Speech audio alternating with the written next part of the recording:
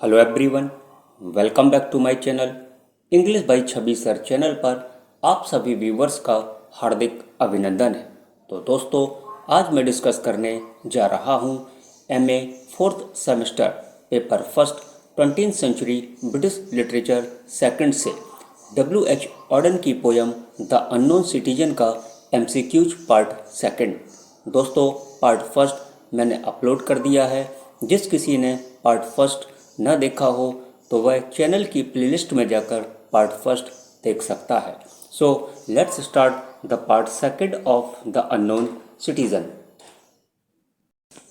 दोस्तों, part second में हम लोग क्वेश्चन नंबर 21 से 36 तक कवर करने जा रहे हैं। So let's start the question number 21। The unknown citizen was, जो अननोन सिटीजन थे, ऑप्शन ए वेल डिजाइंड, अच्छे से तैयार किया गया, divide of personality, full personality and without dignity, and the right answer is option A well designed. बढ़ते हैं question number 22 पर, और 22 क्वेश्चन है द अननोन सिटीजन वॉज, जो अननोन सिटीजन है वो क्या है। Option A like a slave, option B like a well dignified man, option C like a government officer, option D like a union leader, and the correct answer is option B like a well dignified man।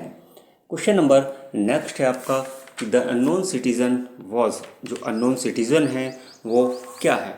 तो चार options हैं, एक option आपका सही है and the correct answer of this question is option C not free and not happy, यानी जो unknown citizen है वो ना तो स्वतंत्र है और ना ही खुश है। बढ़ते हैं अपने अगले क्वेश्चन पर, यानी question number 24। W.H. Auden sketches the characteristics of the unknown citizen इन।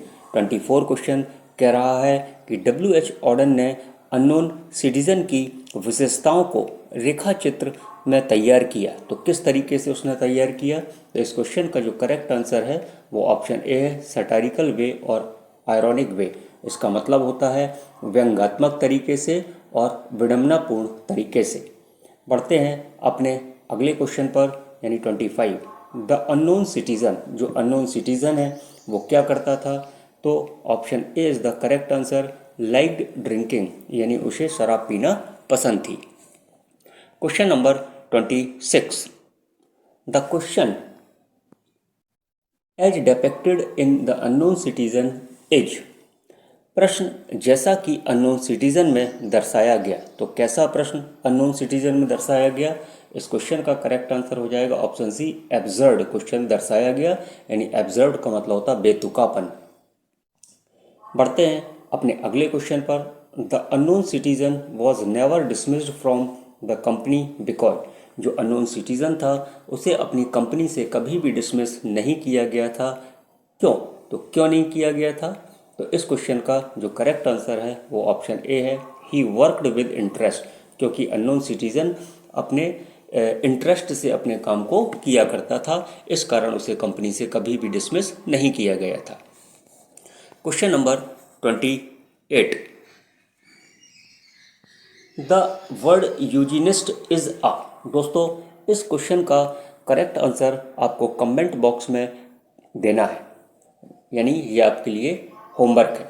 बढ़ते हैं अपने अगले क्वेश्चन पर, यानी 29 पर। The poet's intention as depicted in the unknown citizen, यानी जो कवि के इरादे हैं जैसा कि अननोन सिटीजन में दर्शाया गया, तो कवि के इरादों को कैसा अननोन सिटीजन में दर्शाया गया, तो option A is the correct answer satirical, यानी व्यंग्यात्मक तरीके से कवि के इंटेंशन को अननोन सिटीजन में दर्शाया गया। चलिए बढ़ते हैं क्वेश्चन नंबर 30 पर। In the poem the unknown citizen the modern man refers to. इस पोयम में अननोन सिटीजन में मॉडर्न मैन को रेफर किया गया किसके रूप में, तो कंट्री मैन के रूप में उसे रेफर किया गया। Question number 31। Policies taken out in his name prove that he was. जो पॉलिसीज़ होती हैं उसने अपने नाम पर ले रखी थी, यानी अननोन सिटीजन में, प्रूव दैट, और ये दर्शाती है कि ही वॉज। तो दोस्तों ये क्वेश्चन बहुत इजी है। यदि आप अपने नाम पर पॉलिसी लेते हैं तो अपने जीवन को आप क्या कर रहे हैं कि इंश्योर्ड कर रहे हैं।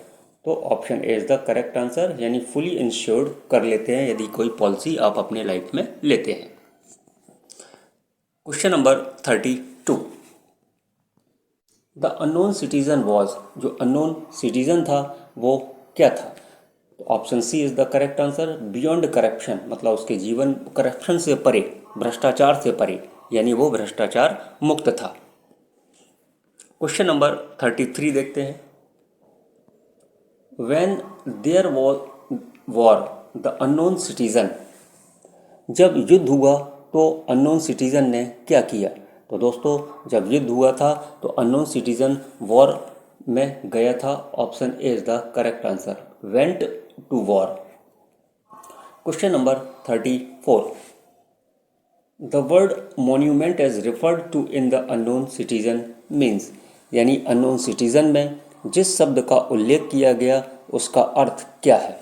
तो उसका अर्थ है, option A is the correct answer, यानी building erected in memory of some famous persons.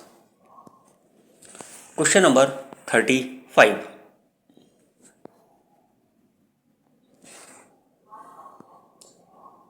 Accept for the war referred to here, ये जो लाइन है एक्सेप्ट फॉर द वॉर, तो इसमें जो वॉर शब्द का यूज किया ये किसको रेफर करता है। तो दोस्तों ये रेफर करता है द सेकेंड वर्ल्ड वॉर को रेफर करता है। आज का last question, the unknown citizen refers to two firms, कौन सी ऐसी दो फर्म्स हैं जिसका उल्लेख अननोन सिटीजन में किया गया। तो दोस्तों option C is the correct answer, यानी producers research and high grade living. तो ये दो ऐसी फर्म हैं जो अननोन सिटीजन में इसका उल्लेख किया गया। तो दोस्तों ये था MCQs part second unknown citizen से। आपको कैसा लगा, वीडियो अच्छा लगा हो तो वीडियो को लाइक शेयर सब्सक्राइब करना मत भूलिए। तो मिलते हैं आपसे नेक्स्ट वीडियो में, तब तक आप खुश रहिए, मस्त रहिए और जहाँ रहिए प्रसन्न रहिए। और हाँ, आप अपना और साथ साथ अपनों का भी ख्याल रखिए और English by Chhavi sir channel को इसी प्रकार प्यार देते रहिए। Thanks for watching.